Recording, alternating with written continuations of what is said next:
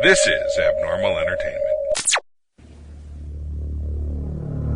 I am a real American, fight for the rights of every man. I am a real American, fight for what's right, fight for your life.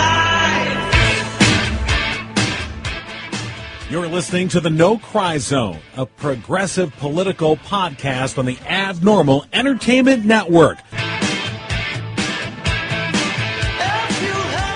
And welcome to the No Cry Zone.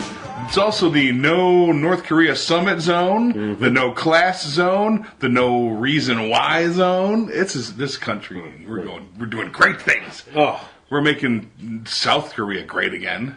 Mm-hmm. And China, making China great again. Well, but he's blaming China now.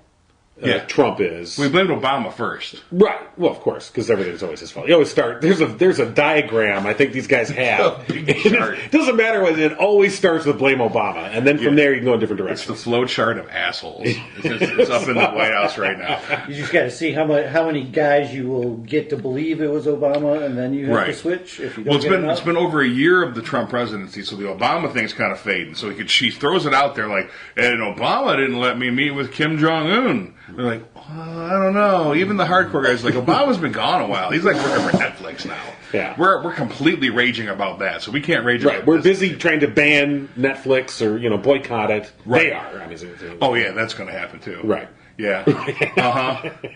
Oh man, I'm boycotting Netflix. Wait a minute, no more Fuller House? No way. It's not going to work.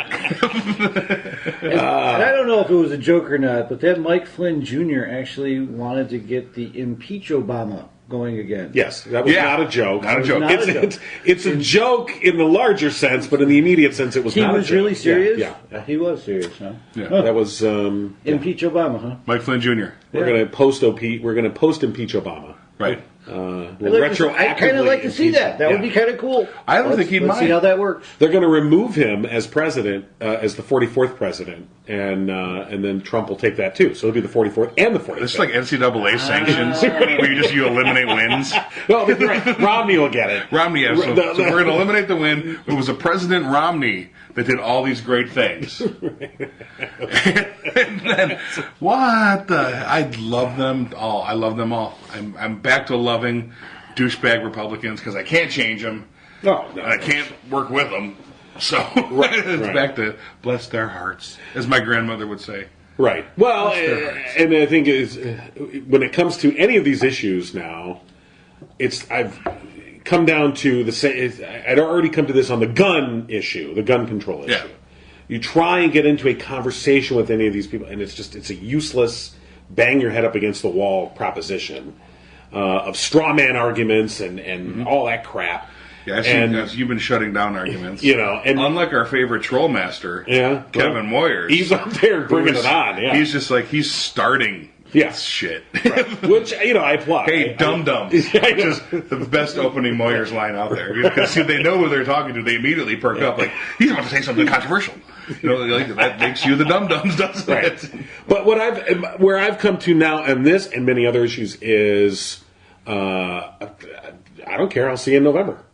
I will see you in November and every November after that. My favorite Your arguments no longer matter. It doesn't matter. We must overcome. My favorite John King moment of the past week on social media, because I keep track. John is my hobby. I read what he does on social media. So John posts something. It was with the Texas shooting, and said, "I'm not going to entertain any debate about this. This is what I feel." Instantly, underneath it, someone posts a link and it convinces John that he's trying to politicize this. Right. Like, no, I'm actually entertaining no debate. I mean, this is how it works. Right. Well, right, and even when I threw out a farcical post of perhaps we'll have to make sure that not only we're going to have to arm teachers with guns, but to make sure they'll have sticks of dynamite so they can blow holes in the wall when there's only one door. Right. And of course then that, people got into actual discussion. Like, this is clearly a farcical post. Oh my God. Mm-hmm. No, they were serious. There's lots of spare time on the internet that I can't fathom. The hell? I don't have that time. I have time to keep up with John, but that's just a reading thing. I'm not actively participating. No, I wish I wasn't either. But you don't do it as much as some. No. Oh, I know. Well, and I can only aspire to Kevin Moyer levels of. He's my hobby. I've been enjoying the shit out of him, especially that post. He's been getting death threats. Yeah, I know. I saw that. I wanted to ask if that was his first. I mean, Moyers? Yeah, no. And Kevin will be listening to this, by the way. Yes, he's probably the most well-versed person in death threats that I think I've ever met. He fosters them. He gets them going. Mm-hmm. He is the mirror. He is their mirror. Yeah. He holds up a mirror image of them, and they're like a dog or an ape that isn't quite sure if that's them or not when they look in the mirror. Like they say, is that another dog?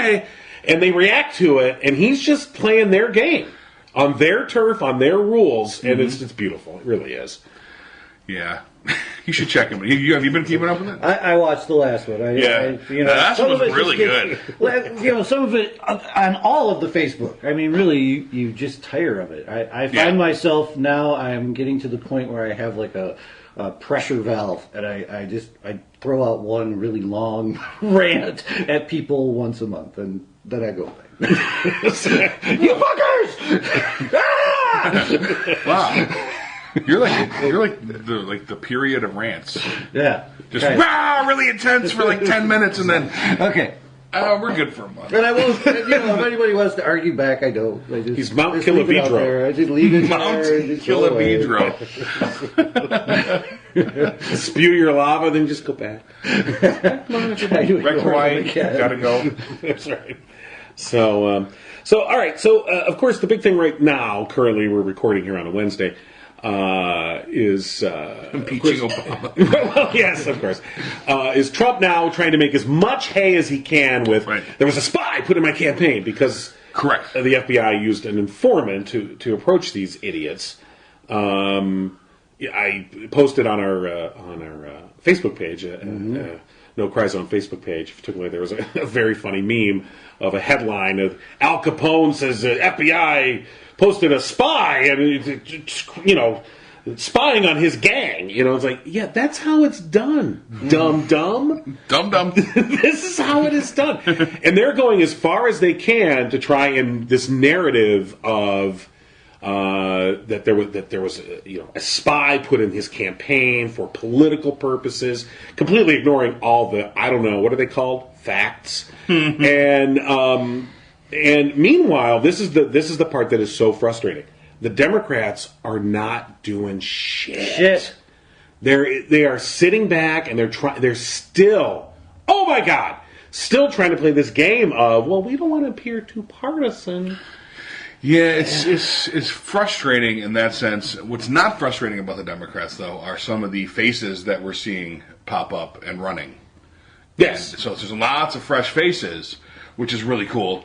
Some progressive, some not so progressive. Whatever. I mean, whatever it takes, wherever district you're in, wherever you're at. Well, the primary last night in Georgia. I caught none of this. This is a first black female candidate for Georgia a Georgia gubernatorial race. Put forward.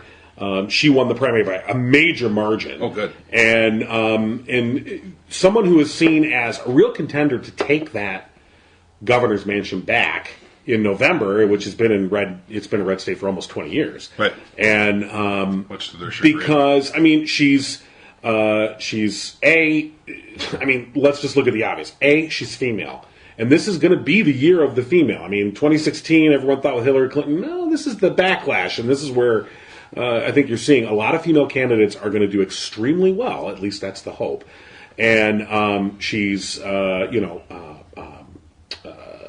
qualified. She's able. And so she's, I think, good in front of a camera, and I think she's going to be very well done, and I think she's also very direct. The few things I've seen from her, she's ready to fight, and that's the thing that I like about, we're seeing a lot of these candidates that are coming up in the elections to come, they get it. Whereas the current Democratic leadership doesn't seem to get it. Right. These ones that are coming up, I think they're almost out of frustration in reaction to that, are like, no, we have to fight. You're going to have to get out there and make the case. So, but this is something we have to go through, though. The way the Republicans stayed in power for the longest time is because they kept throwing off old things for new things. Mitch McConnell, who's been there forever, of course, saw the benefit to change, keeping us in power. The Tea Party, and now the Trumpers, and so all these things. And what the Democrat leadership has not seen the way of change. So, it's a process. It can't happen overnight. I think we largely sat on our laurels for when Obama was around. Yeah. The 2010 and the 2014, off-year elections showed that. I mean, he could bring them out for the generals, but in those off-year elections, people just didn't show their. Right. Yeah, well, now I think they'll fix it all. The crop of people that, because when you hear someone disparage a generation, it's usually a bunch of conservatives disparaging a bunch of millennials. Millennials are now 37 years old. Mm-hmm. They're middle management and they're running. Yeah. And I think that's the wave we're seeing right now. Right. Push out the Schumers and the Pelosi's, and let's do it. Well, it's funny you mentioned that. I just last night finished a book called Generation of Sociopaths, How the Baby Boomers Betrayed America by Bruce Gibney. Excellent book. Talking about that that the generation of boomers, these are the ones that are in charge right now, and they've been in charge for about 20 years. And they are largely, as a generation, that there's, and he points out, he goes to great stress to point out that, of course, there's individuals, bad and good in all generations, but as a generation, the boomers, and he defines boomers as anyone born 1940 to 1964. Now, usually boomers are defined 1946, post-World War II, to 64. He stretches it back to 1940, and he gives some pretty valid reasons why he thinks it really does go back to 1940. And he says that generation is the generation that grew up in a very prosperous America, the America that was built for them by the greatest generation, benefited from it greatly, and then, like a sociopath, completely did not care. They didn't pay it forward. It was paid forward to them, and they said thank you. They used it, abused it. They took out massive loans, which we'll be paying, and our kids will be paying. And then they came into an America where all of these great achievements, in their mind, they achieved, and yet they didn't. Things like, going to the moon. They didn't go to the moon. Yes, it happened during the boomer generation, but the people that made going to the moon possible, that was, again, the greatest generation. That was the generation before them. But they grew up in an America where we went to the moon. Well, of course, we always go to the moon. They just took it for granted that that's what you'll do, not really internalizing the fact that how do you get to the moon? You make investments in it. You have to you have to investments in research, and you've got to put the infrastructure in place, and you have to pay now to achieve later. Even that very simple dynamic, you pay now to achieve later, is completely lost on the boomer generation. They want it now, and the way that they've maneuvered, say, entitlement programs to pay them the maximum, and basically the entitlement programs, Medicare, Social Security, Medicaid, are all pretty much set to completely run out of money right when most of them are dead. And the way that they have set it up in the last 20 to 25 years that they've been in power, they've maneuvered these programs so that they get the maximum benefits, but we end up with the bill. We're going to get stuck with the bill, and we're not going to get the benefits, at least at this point. Right. It's an excellent book. Gibney is he's a funny writer. He uses a lot of statistics, I think, to a good effect if you read it. He has a lot of charts. And they're easy to read. He explains them a lot, but there's a lot of charts because there's a lot of data to sift through. He uses data to make his argument, which I always appreciate. He's no, liberal or friend of the Democrats. He goes hard after Bill Clinton, and he goes really hard, saying Clinton exemplifies the boomer generation, and somebody who comes in and says one thing and does another. And but he, I think, very well goes through and lays out this case. And what I came out of this book with the realization was that, again, what I was saying before, we need to defeat these people. Okay, we need to this generation that is in charge of our country right now, both politically and financially and otherwise. They are largely to blame for destroying this country in a lot of ways, or hollowing it out. they need to be removed from power. Right. They need to be. So one of the Xers coming in. Yeah. So See, it's an interesting book.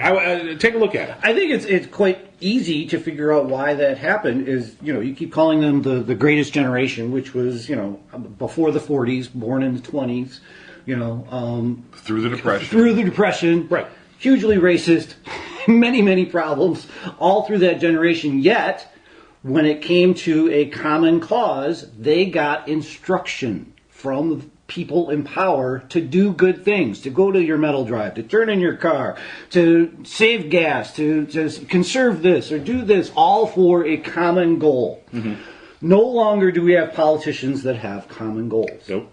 There isn't one. I can't think of one issue that you can say, yep, we better all do that, and both the sides of the politicians are breathing. saying.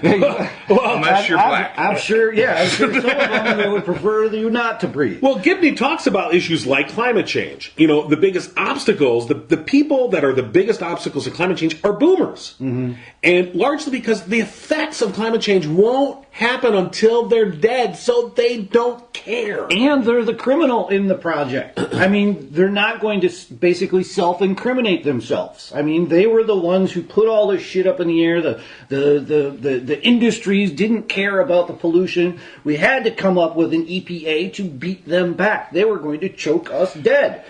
And they are never going to come to the table and say, "Oh yeah, you were right." The EPA created by Richard Nixon. Mm-hmm. Okay, it's funny. Who's a member of the Greatest Generation? Who's exactly of that generation? And we're not trying to lionize Richard Nixon individually. No, but there's a common. But it's too easy, and I think a lot of times you see this with progressives. They will just they don't have a knowledge of history, so they'll just say, "Well, Democrats have always are always for."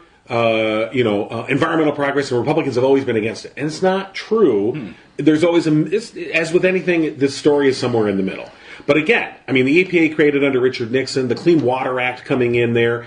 Bush won, largely it was some of the things that were done in his administration that really curbed and took care of the acid rain problem. Yeah. Remember when acid rain was going to be? It was a huge problem. Different strokes. I mean, they were. Yes, I do remember that. Yeah, when she washed her hair with the rain and it turned green. Yeah, I remember that.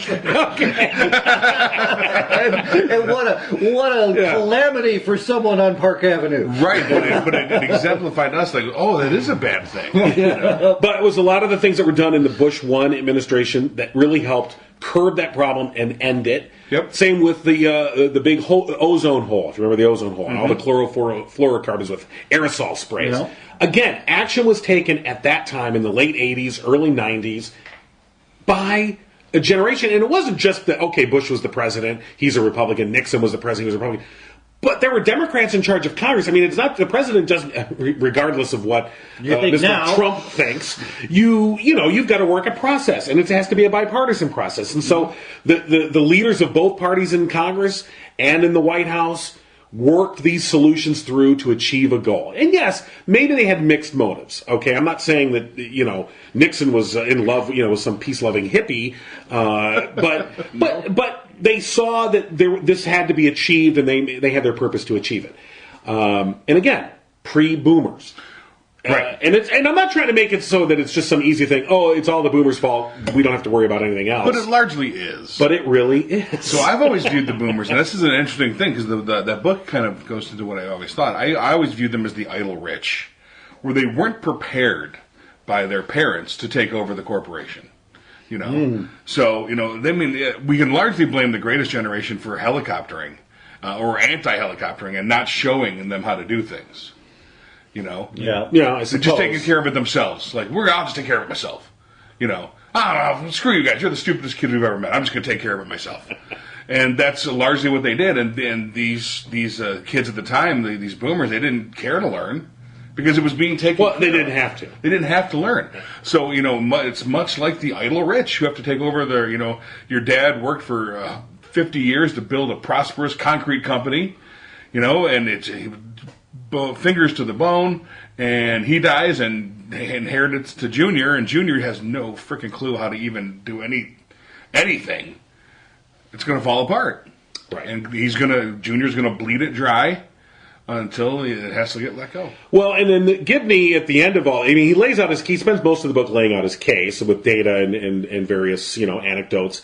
And then at the end, the last chapter, he basically makes his case for how do we fix this? And that if you can make a case, which I think he did, that you can assign blame to a particular generation for a lot of the problems that we are experiencing right now, then we as a society, if we can fix blame to the boomer generation, then I think that it is fair, and he makes a good case that we need to fix the penalty on them as well. Not entirely on them, but they cannot just walk off into the sunset and say, oh, well. It's not good enough to just boot them out and say, all right, now we got to clean up your mess. We're already going to have to clean up the mess. The amount of money that we're going to do, I mean, he talks about the investment gap. We have not been investing in things like infrastructure for 20 plus years. We just haven't. We've been negative, every year we fall behind in investing in our infrastructure. Mm-hmm. He throws out a number of $18.5 trillion that will need to be spent to basically catch us back up. Not just in terms of infrastructure, but in terms of everything. That's a lot of money. $18.5 trillion. I know some people who just lost right around that amount. Oh, wait a minute. Yeah. You know what? And it's that's funny. the crazy thing. All of our fucking problems could be solved with the $25 trillion that is missing. I mean, really, you talk about infrastructure, you could talk about social problems. This is from the Pentagon. Anything is Right. the $25 trillion that is missing. Right. People can't. The story that I read is like you have to scream that at people. It's 25,000 billion, which is 25 million. So It's insane. And they still can't conceptualize it. That's why it's fallen under the radar. Yeah. The average person can't conceptualize $25 trillion. Most of them have an issue with 2,500. Right. Which that's the average American. That's what you're dealing with. You fall behind on your mortgage a couple months. That's $2,500. That's big news. Right. This is completely beyond. All right, since we But went that back 25, they actually, I think if we found the root of that 20 trillion too. That since Trump has become president, that's been the hookers and blow budget. Actually, it's been, the number comes from 98, so that's really all the way through Bush, all the way through Obama, all the way now through Trump, that they're just, it goes off into somewhere, I don't know, we're fighting aliens, who knows what's really happening, we need I'd to actually figure it respect out. that.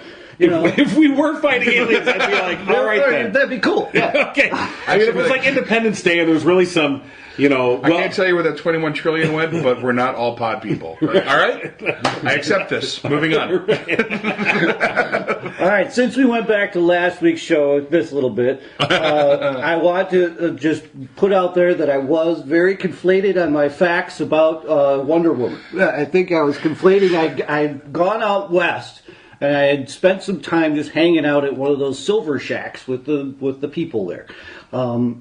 And I remember hearing the story about, I was asking where are all the men, I think and the woman was telling me, well, the Hopi Indians, she wasn't Hopi, but the Hopi Indians always had, females owning the land and running the house and paying the bills and doing the debt and making the laws of their society, and then the men would go out and do that. So I was conflating the Amazon people with the Indians of America. We've already had this patriarchal society and many other places around the world. And this was my best part right here, was my research led me to this. And I think everyone will perk up for this. Is a patriarchal society means more sex and less judgment.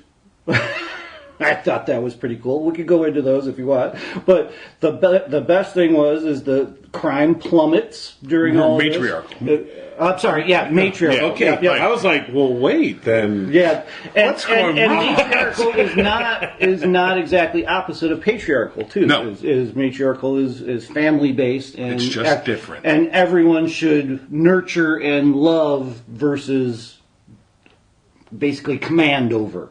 Right. It's a reverse. Sorry about that. That's why they're called dictators and not agitators.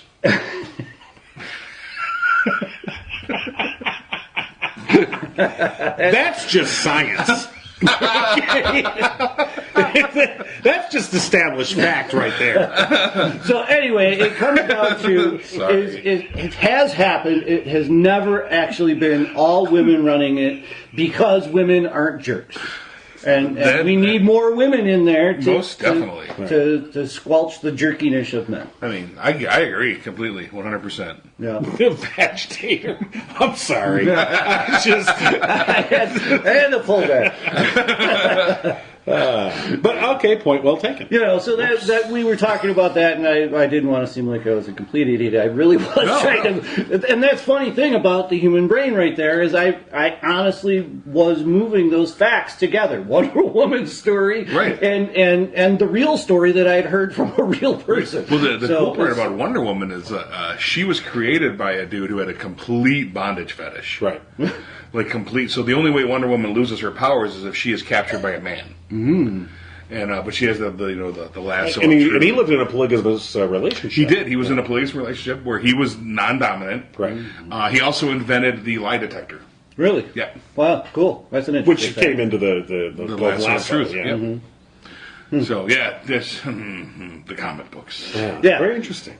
But once again, he was probably taking some of that story from real history. Because it has happened around the world. Russia has had one. The Germanic tribes also had one. It's been all around the world. China. Hopi. Yeah. Had a matriarchal. Egypt. There was an emperor, of course, a male emperor, but he didn't do anything Mama didn't tell him to do. Egypt, of course, yeah. Lots of the U. No, well, sort of. Well, not really. I mean, but Betsy Ross. And that was the thing about the Hopi Indians is their laws were so fair and equitable that many, and not that they knew, but they are kind of mirror images of what the Hopis were doing all on their own. Mm-hmm. The rest of the world kind of figured out that this is the way, and then if you look at the way the Hopis did it centuries ago, right. It is kind of the same way. And then the white men shut up and said, "Kill them all." Yeah. They didn't say it. Well, you're right. Well, they wrote notes to each other, and then Yeah. they got the pox blankets out. Right. Would you like some blankets? You look cold. Okay. See, I think they did say it. I don't know. Did you guys hear that one quote from Stahl this week? She was doing an interview. Stahl? Yeah, Yeah. Leslie Stahl about Trump, and she was kind of getting on him, like joking with him. You got to stop the fake news. Stop the fake news. Why do you keep doing that? And he basically told her exactly why. It's because we want to make you look stupid and demean you, and when you get bad stories about us, people won't believe you. Exactly. So, I mean, they do say it. I mean, that's just the thing. Well, he says it. Well, I mean, we'll see how successful he's eventually going to be. The eradication of the Native Americans, uber successful. And they didn't talk about it. Loose lips make people live, apparently. So, well, look, either Trump will be overcome, Trumpism, not just Trump. Trump will be overcome the person. It's Trumpism that I'm worried about. It's what comes after Trump. Trumpism is nothing more. It's we're just calling it different names. Yeah, you're right. I mean, Trumpism has been around forever. Now they just have a leader. But he's amped it up to a certain level. I mean, he has refined it and just given it, I think, a certain power. Yeah, look at McCarthy. Yeah, but McCarthyism, that was a thing. That this is what Trumpism is. Right. So that's an excellent example. So McCarthy himself was overcome. Yep.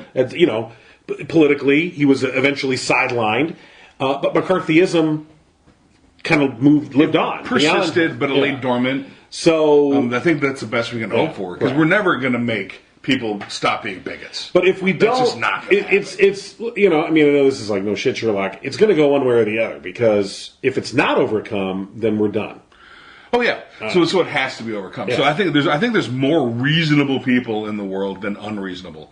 But we're back to we say it all the time. It's this internet fucking thing.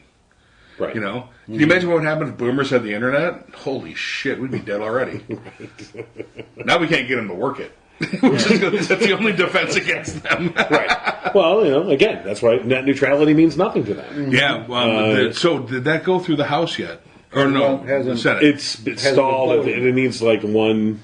Does it need one more vote, or do they have? They made it in the Senate. They made it in the Senate, and it's got to go to the House, and they don't think it's going to go through the House. Right. I mean, of course, it's just because there's too many damn. And again, They have to be overcome. That will things like that will not move until this boomer generation is displaced. Well, it will move too. So let's say net neutrality goes through. And like we say every week, it doesn't matter to a conservative till it matters to a conservative. And when Fuller House gets skippy and pixelated, Yeah. things will change. And only because I hate Full House, I hate Fuller House. Yeah. I can't stand those shows. Well, one chick's pretty hot. I saw Well, now. When you watched her, she was 12.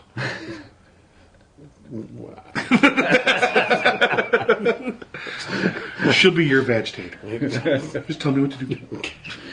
And I think that's all about message, David. I really do. I think that there's a conservative woman that's out running around about climate science. Yeah. She realizes that the science is real, and she's trying to get to her Republican colleagues, and she's like, I can't go in there and say climate change. I have to go in there and say self-preparedness.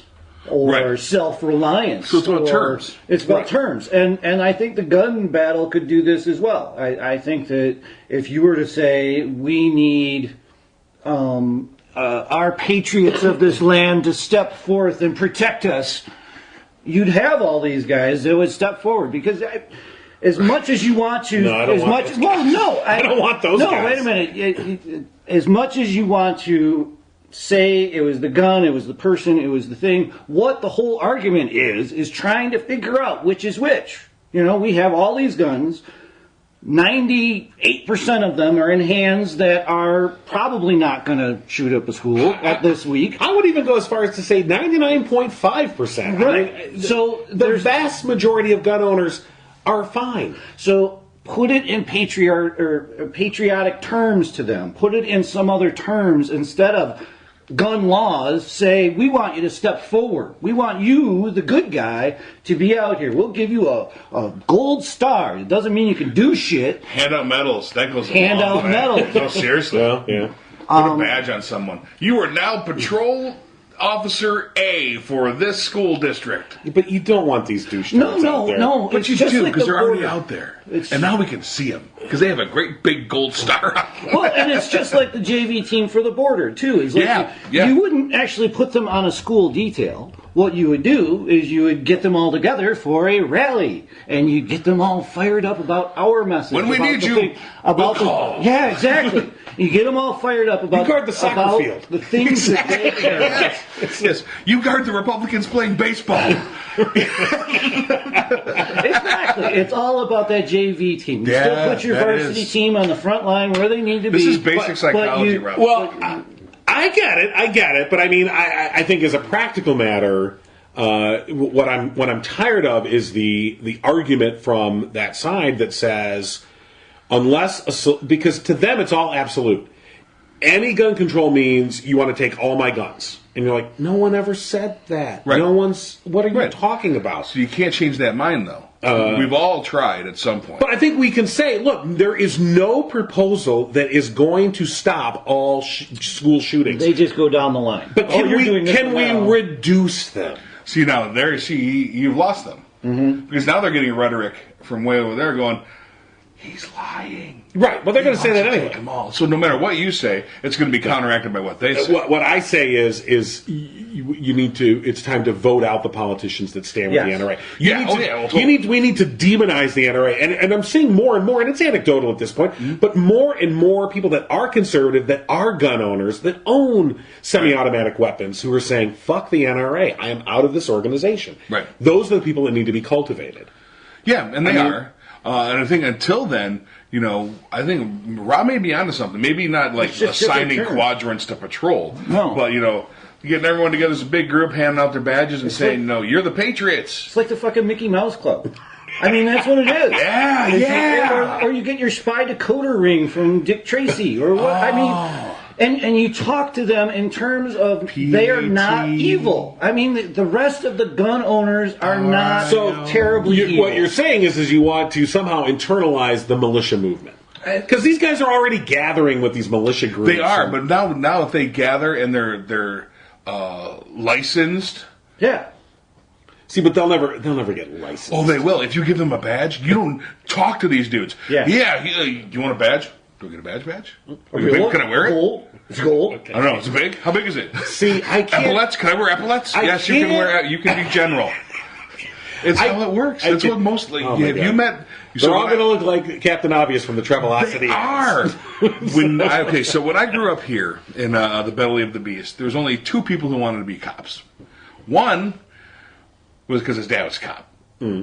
That's just how it's going to be. Sure. Two, I get a gun and a uniform and a badge.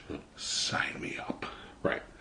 This is who we're talking about. The unreasonable people who will scream to the high heavens, I need to carry to protect you, and I'll take a bullet for you, and I'll save everybody. You don't even need to thank me. Yep. Give that guy some epaulets and a badge. Happiest dude on the planet. But if you give I get what you're saying, but in a realistic sense, you can't give these people any kind of authority. Well, there's no authority. It's a badge. They'll think they have the authority with the badge. Right. And next thing you know, they're pulling people over. That's when you shut And them down. they're kicking in doors, and And that's when they get, actually. Thrown in jail for doing that. So my point is all of this. I mean, yeah. I get what you're right on the psychology. I'm with you on that. I totally get that. Well, I mean, it kind of goes back to Moyers, too, and all these Facebook battles, we try and hit them with intelligence. We try and give them our side of the story. That's not what they need. What they're looking for is some glorious, patriotic valor, almost. They want John McClane validation. Yeah, I mean, they're bored middle-aged men too. I mean, and they are looking as well as us, and that's why everybody's on Facebook. I mean, if you had something to do, you wouldn't be on Facebook arguing back and forth. So right, so all of these people that were arguing, all these people just became Uber drivers. They would have more money, and we'd have less violence. Well, you could almost make them the militia Uber driver. Give them the choice to use their own vehicle. They'd all go out and buy Jeeps from the Army. They boost our economy. And you make them the driver. We wouldn't use them. But if someone could, let's say you're conservative, you're out drinking, you want to ride, you don't feel safe. You call up, I need gun nut. And so you get your gun nut app out, and you can hire someone who is a gun nut who is packing in the car to take you from bar to bar. Mm-hmm. Right. And they think they're protecting people. The other people think they are protected. I think this is better than your comic book. Anybody seen how much Uber's worth lately? We could just do this, the two-way Uber. And so they come and they only communicate and we'll through do the walkie-talkie. licensing. This is entirely scary because but you wouldn't call only it because service. It works. Only because I can see that you wouldn't call it would service, work. right? I can see that. You wouldn't call it. No. You wouldn't call the service. I wouldn't call the service. I would own the service because I've learned from the boomers that I don't have to be responsible for things that I start. So I learned it from you, Dad. Exactly. No, my dad would have come up with this. Yeah, okay. He'd have been like, I'll drive. So that's what my dad would have been. Gun nut. We got to come up with a different name. They're not going to respond unless that's the Obamacare joke on them. They're called us gun nuts. Yeah, we're going to use it against them. We get my gun nut app out. My big thing on guns is we already have the framework in place. We give millions of guns to young adolescents every single year. Brand new, fresh out of basic training. And not one of them goes and kills their compadres in their barracks. No. They don't. No. You don't hear of that. I heard of maybe one, and that was like a contract worker, and he was... there was like one at Fort Bragg. 9 years ago. Right. But he was a psychologist. And he was this contract worker. No, he was a Muslim service member. All right. But anyway... Very few. low instance of mass shootings of their own people within the military. They have something going on that we need a part of. Because they realize how dangerous it is. Right, and they teach and they train and they only give the people weapons who deserve them, who act I actually appropriately. have a real analogy for this. So I used to bounce at a bar in Phoenix. And the bar was frequented by sports stars. So the Phoenix Suns would come in, the Diamondbacks would come in. Always problems. Those guys always get into fights. It's just ridiculous. The only problems I never had was when the guys like Manny Pacquiao would come in, or when Mike Tyson would come in. Because they don't want to fight. They know what it's like. Mm-hmm. They are not getting paid. And they're not getting paid. And it hurts a lot. Yeah. Mm-hmm. So they already understand the issues that go along with this. They're not going to engage. Some guy's being an asshole to them, like, whatever, I could kill you, but I won't. This is what we need to teach our gun nut people. Mm-hmm. And then the Army already knows it, and the Marines. And you could go to this. I think Trump does it already. I think the Republicans do it already. To their own voters, is they basically, you can call it just plain out not lying, but they come up with a terminology that they know their people will like. Oh, yeah. This whole tax thing was a giant ripoff to American people, straight to corporations, and every single Republican voter loves it. Well, they call it tax reform. Yeah. Right. Reform. Instead of what it is. It's a complete tax giveaway to corporations and the rich. And, I know that's underhanded, but I think that in a society that we are right now, we have to start doing that on the Democratic Party and start talking in their terms in order to just get our own shit through. You can't get even your own shit through if half the country is against you. You can't. But it'll just go back and the forth. problem is they have. This is where we're always going to run up against. I'm not saying why we'll fail, but this is what we have against us. We listen to facts, and we believe in data, and we don't have our own propaganda channel like they do. So in other words, we can reterm whatever we want, but you're always going to have the Fox and that crowd over there simply go, yeah, and they're going to put out their spin on it for their folks. All I'm saying in the lead up to what I'm getting to is we need to ignore all that. Go ahead and reframe it, like you said. I see the importance of that. Yeah, reframe it. And then, but understand that, and understand that it will be completely attacked at all sides. Yeah. At all sides. And ignore all of it. Ignore all of it. Don't engage. Do it. Just get it fucking done. So, for instance, if there's a blue wave this November, and then it's followed up by another blue wave in 2020, and suddenly the Democrats find themselves in control of the Congress and the White House, which they did in 2008, from 2009 and 2010, they had those 2 years where they ran the Congress and the White House, and they got Obamacare through, and that was about it. And even that came through in kind of a lame duck way, because they were too busy trying to cross the aisle. When we take power, use that power. Push through the shit that needs to get pushed through, and don't worry about it. Well, I think that lesson's been learned. I hope so. I don't Maybe know. not by I don't know Pelosi. that's what I'm saying, and that's why that generation's got to move on. Well, we need the next generation that's fucking pissed and had enough. They're coming in. Enough. And just ready to go. We're doing it. I don't give a shit anymore. Yeah. So I don't want to hear. I'm done with the intellectual, jerkathon with the gun nuts. Or I don't care. You're not changing my mind. I'm not changing yours. It's clear to me that you must be defeated at the ballot box. It's that simple. You must be defeated. Badges and sign them up for gun nut drivers. Okay. It's going to happen. Ammo limo? No. Wait, no. Oh, dude, all the shopping things you could have drop off at your house ammo. I'll go get the ammo. You're for not you. helping. What are you doing? See, but 99.5% of these people aren't going to hurt anyone. Yeah, we've already determined that. You're driving ammunition to their house Sure. now? Why not? You know if what? we know that they are registered and we They're know blanks. They'll never know. they're those ones with the stick that comes out and goes bang. Make some money. Well, anyway, Someone's paging me. I got to pick them up. All right. David's first gun nut ride. I need you to take me from the liquor store to the other liquor store. Like, all right, on it. But we said this last week. I mean, it is in our Constitution. Yes, they only read half of it into it. And the more we fight about what's there, the more we're going to separate. And it's in there. It was there for a reason. We need to come up with a reason to get talking about the Second Amendment? Yeah, we'll get them closer to what the Second Amendment is about. But the Second Amendment has been reinterpreted in the last 50 years. 50 years ago, it did not mean what it means now. And it's been, I get it. I respect our systems, that I understand that the Supreme Court has ruled on this, and currently, that's the word I want to stress, currently, the Second Amendment is interpreted to mean what it means, that, every American can own any gun they want, pretty much. that can change. It can be reinterpreted back again, Right. which means you have to take the judiciary. That's a long-term prospect. And here's the problem with that.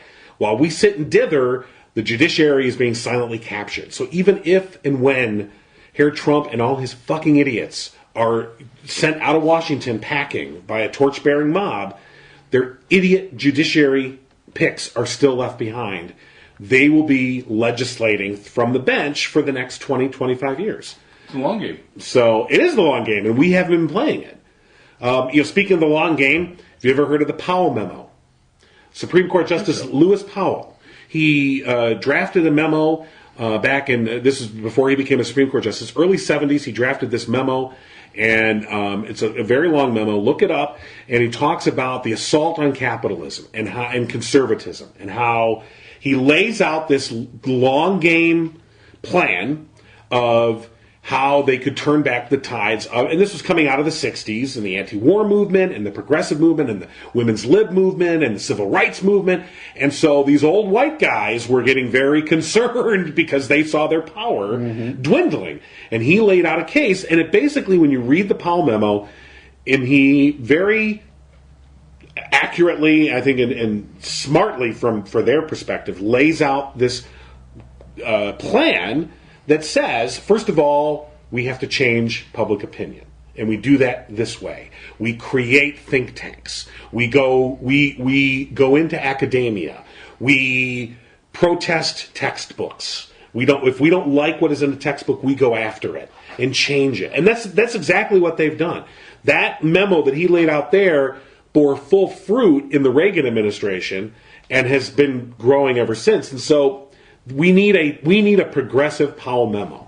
We need somebody to lay down the long-term case. And he makes clear in this memo, this will take several decades. This is going to take a long time. It must be a sustained effort and will not bear fruit immediately. And it did not. And we need something like that on the progressive side. We need to have a plan, and we need to roll it out, and it needs to be seen by those in power as the blueprint for achieving what it is we want. I mean, that's what it's going to take. Well, why don't we do it? And then give it to the people that are about to be in power. Yeah, well, maybe we should. Because there's no talking to Pelosi's and Schumer's and stuff. But there is talking to, people on the ground right now running for office. Well, younger people. We need somebody. Well, Lewis Powell, when he wrote this, I believe he was in the Justice Department, or maybe he was. I'll have to go back and look. He wasn't yet. Yeah, you're looking at. Okay, he wasn't yet on the Supreme Court when he wrote this. We're not on the Supreme Court yet. I know, but he was in a position of power when he did. A position of influence, not power. Radio superstar. Right. I don't do anything. Yeah, I know. So we need somebody that actually does something to lay out this memo. So who? Somebody that's in a position. Yeah, I know. I don't know. The Rock. We need the Rock memo. I'll write it for him. Okay. See, but if the Rock puts it out. Oh God! Even if Hogan put it out, we'd be okay. Yeah. I mean, it doesn't matter. Right. If someone with some kind of FaceTime somewhere. Okay. Just give it to Carrot Top. All right, who's this Kunstler guy? Sounds like. Oh, William Kunstler. Oh wow. Yeah. With a K. Kuentzler. Yeah. Very famous civil rights attorney. And at the time, he was, he's mentioned often in this memo because he was very out in front of the movement, the civil rights movement. So Powell mentions him often as, this is our foe. This is the person we need to overcome. The new leftists who heed Kunstler's advice increasingly are beginning to act. So he must have one out there, too. He's got some instructions out there, too, it sounds like. That's all. Right. Well, I mean, there have been progressive memos, so to speak, or progressive blueprints, but none that has taken hold. And the thing was that the Powell memo, in a certain sense, I mean, he wrote that memo to the U.S. Chamber of Commerce. He didn't write that to the Senate Majority Leader or to the President or anyone in a political position in that sense. He went to their real base of power, the U.S. Chamber of Commerce, and said, from a business perspective, we've got the money, all right, to fund this. It's not cheap. It takes money to create these think tanks, to put forth these, long-term projects and efforts to reshape narratives. That's what we need on this side. So for the billionaire from I can't remember his name, the guy that's trying to get Trump impeached. I can't remember his name. Lots of commercials. Or George Soros or anything. I'm like, stop wasting your money on impeach Trump shit. Okay, stop wasting your money on that. Put your money here. Put your money here. Do this. Stop putting out commercials. No. Lewis Powell did not put out a commercial.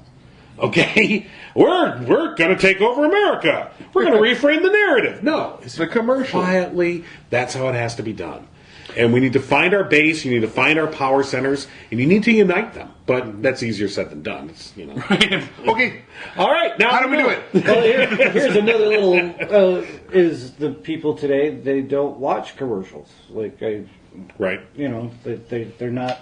They don't have to anymore. Well, it's another Everybody old dials guy. up what they want to watch. So It's another boomer No. figuring out that's how we used to do it. Now do it this way. yeah. Right. I think the key is Netflix. Slowing it down. Slowing down Fuller House. We're going to get everything we want. We'll hold it ransom. And I don't think it's just pixelated. You got to make it stop and have to make them wait. Yeah, they'll watch that the little pixelated. circle thing. Yeah. Oh, yeah. Yeah, that drives everyone nuts. If it's just pixelated, people just continue to watch. Right. They'll just be a little disgruntled at that point. So- that circle comes up, they're calling. I still think we have to get into our narratives, and people respond to what they see in their narratives, in their TV shows.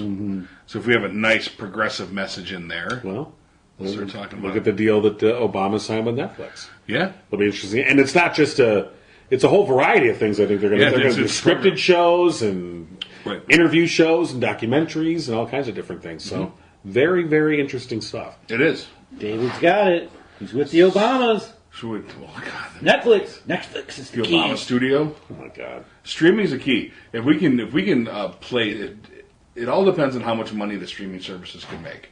But if you put together a television show, and for example, and you go to Amazon, do an Amazon original television show, and it's a completely progressive television show, they don't give a fuck of what it's about as long as they think they can move it. Right. So that's kind of where we're going to be. And I think that's largely what happened and why we have this group of Xers, Y, and Z that are largely progressive and largely a little more accepting and liberal is because of our televised content.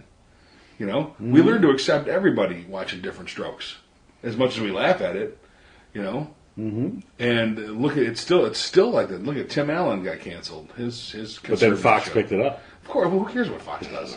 Everyone needs, Which a is channel. fine. I don't care. And largely, and then when we're talking, the people we're talking about aren't even watching broadcast. Right. They're picking and choosing what they want. They've cut the cords. Right. Yeah. Well, that's true, but So that's who yes, they're dying, not fast enough, and some of these young kids are coming in. Young kids, I'm talking 35. They're coming in. those are kids. To me, they're kids. That's And, Jordan, by the way. Anybody catch that? Yeah. I didn't Jordan's know. a kid. He's a kid. He's a kid. Holy crap. Who's a kid? Jordan Jensen. He's 35. Oh, Turned good 35, God. right? Yeah, 30 or 30. Or was it 30? I thought that the beard made him look older. I thought, yeah. I was like, what? Well, I guess he wears the beard better than Pence. Something's out there like, Pence doesn't have a beard. I don't get it. Well, Yes, he does, mother. if they're not listening to this show if they do. Yeah. So, all right. So back to current events. Oh, yeah. So is North Korea going to happen? Odds. I don't Rob, think- odds. He made the coin. It's got to happen now. North Korea, it's going to happen. Odds. Odds? 50-50. John, I give it a 40% chance of happening. I'm going to give it a 15% chance of happening, only because everyone could want to, but either of these dudes are going to find some way to fuck it up. Right. And actually, maybe it's better. It's not even so much. They're probably. I would give even better than 50-50 odds that it's going to happen. It's will it produce anything? Oh, no. That See, is. It doesn't matter if it produces That's single anything. digits. The optics are Trump is the only president that could ever meet with a dictator. Right. Sort of shit. Well, Like, what a- he tears up an agreement with Iran. Right. Okay, which was a nuclear agreement that gave them money to stop their nuclear program. Okay, so that he can then make a deal with a nuclear country to give them money to stop a nuclear program. But who Iran is funding. You're right.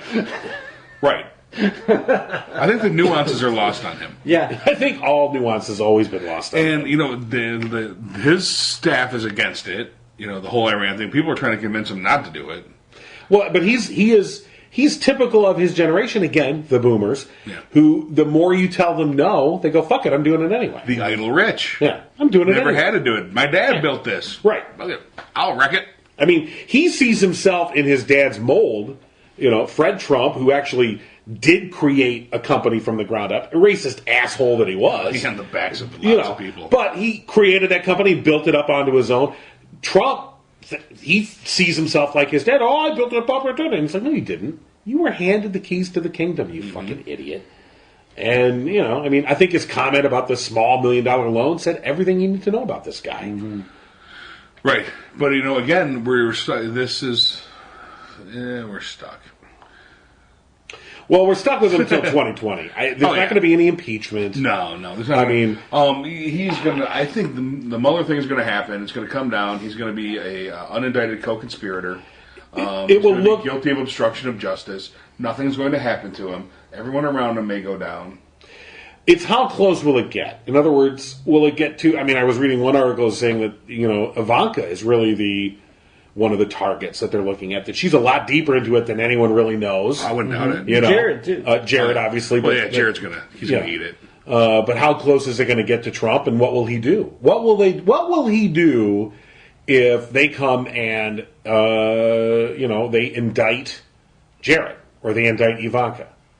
You know, what is he going to do? Maybe he'll incite his militia warriors to start a civil war that will be simply shut down by 4 Navy SEALs and a drone. Well, let's hope. But that's what I'm worried about, because I hope that if push comes to shove and it does come up to law enforcement and military officials have to actually make a decision of, do I follow the president or do I follow the Constitution? Because that's what it's going to come down to. Yep. And I think a lot of people mistakenly think they have pledged an oath to the president. They have not. They have pledged an oath to the Constitution. And when the president is openly violating the Constitution, are they going to follow his orders? We'll find out. All in what's in it for them. I mean, that's what it comes down to. And I worry that they won't. Mm-hmm. I worry that the key people in power, like John Kelly, here's a perfect example of somebody who's clearly, he's going all the way. He's all in. He's all in now. As far as we can see. I'm sure and the thing is I'm sure someone like John Kelly, he looks at Trump and thinks, God, you're a fucking idiot. You know he's got to think that. Right. But he is perfectly willing and able and happy to abet and abide this tyranny to serve, his own purposes, which I think he sees them as parallel. He wants to see a patriarchal, military-industrial complex type government in charge. So people like John Kelly and others, I think, that are in the military who have a very right-wing biased view of the world, are they going to fulfill their oath to the Constitution, or are they going to fulfill their oath to Trump? Their personal oath to Trump. The one question I want answered is, are all the super gun nut people that are afraid of a tyrannical government going to fight this tyrannical government? Yeah, exactly. But you talk about reframing that. Well, no, this is the government is being good now. It does. They won't see it as tyrannical, of course. No, who cares? Well, if they start coming, if they start, doing the curfews and shutting down things at night. But these idiots, they'll take it. Yeah, quite possibly. They'll be like, oh, well, this is good. We should have been doing this a long time ago. Yeah, this is making America great again. We got a curfew. Making China great. So I don't know. There are people in like Poland that were absolutely 100% with the dictators as they came through, right. and they thought that was going to make a better Poland. They thought that was going to make a better Germany. They thought that was going to make. So yes, David, they will follow along and think that we are doing the wrong thing again by taking. I saw interesting. You mentioned Germany, Nazi Germany, of course. There's a famous incident called Kristallnacht. It was 1938. It was in November of 38, and this is where the Germans, the Nazis, basically rose up on a single night and they basically attacked Jewish targets across the country, breaking shop windows. That's where the Kristallnacht comes from all the broken glass. Murdering, burning, it was this famous instance of this, the beginning of the genocide. Pardon me. So, but it was somebody, they saw this relation, they said, on Kristallnacht, that afternoon, the police forces in Berlin and other cities across Germany, the same police that had been protecting you and you knew as officers, whatever, Schmidt and all the rest, they simply took a Nazi armband and put it up onto their shoulder right over their police insignia. Right, wearing the same damn uniform, just put that Nazi armband on, and now they're Nazis.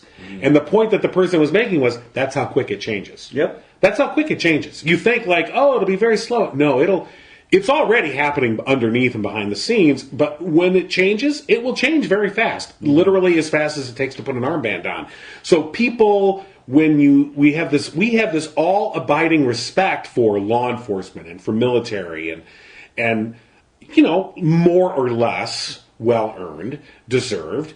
But when do we start to separate fact from fiction? We're seeing that now with the whole Black Lives Matter and these police shootings where I have eyes. I can see, I watch these videos and you go, what the fuck is going on? So I like I said, I have an abiding respect for law enforcement, but then you see these and you go, there's a problem here. And if we can't confront it, I don't know. So these issues are ongoing. When the time comes, when push comes to shove, will our institutions of law and order, will they fall in line with Trump or will they fall in line with the Constitution? That's really what it has to come down to. Talk about free framing a narrative. That's really the narrative that has to be pushed out there. Are you for Trump or are you for the Constitution? I'd like to ask every Republican leader that question. Who are you sworn to obey? Is it Trump or the Constitution? Because these two things are diametrically opposed. I mean, there's no mistaking. They are absolutely different. And, the biggest thing there about them switching so easily was they were in an economic downturn. I mean, what's in it for you is a paycheck. That guy is a cop. He has a job. He might be better than 40% of his friends. By having that job, are you going to put on the armband or are you going to kiss goodbye to the paycheck? And I think that's where we're getting to in America, too, is these guys that are, we watched it already with the Muslim ban at the airports and stuff, these security guards basically doing almost inhumane things to children and families and keeping them, locked up and no bathrooms and no food and here, go in this room. And the day before they weren't doing that. Well, what happened in that day was their supervisor said, come in and said, we're going to be doing this. And if you don't, you're fired. It's a giant Stanford prison experiment. Period. Right? Yeah, giant. Say that again. It's a giant Stanford prison experiment. Yep, absolutely. So look that up. Yeah, You're that looking is up a the great Paul memo experiment, and Kristallnacht and whoever the other guy was. Paul Memo, Kristallnacht. What was his name? Kunstler.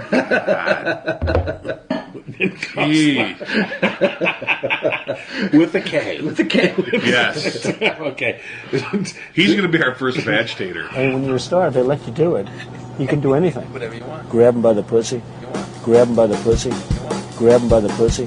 This song is called Baby Don't You Cry.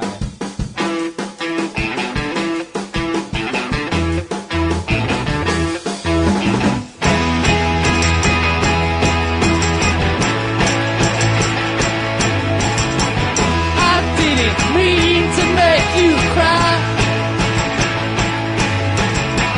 I saw those tears come out your eyes. But things don't always go the way you want them to.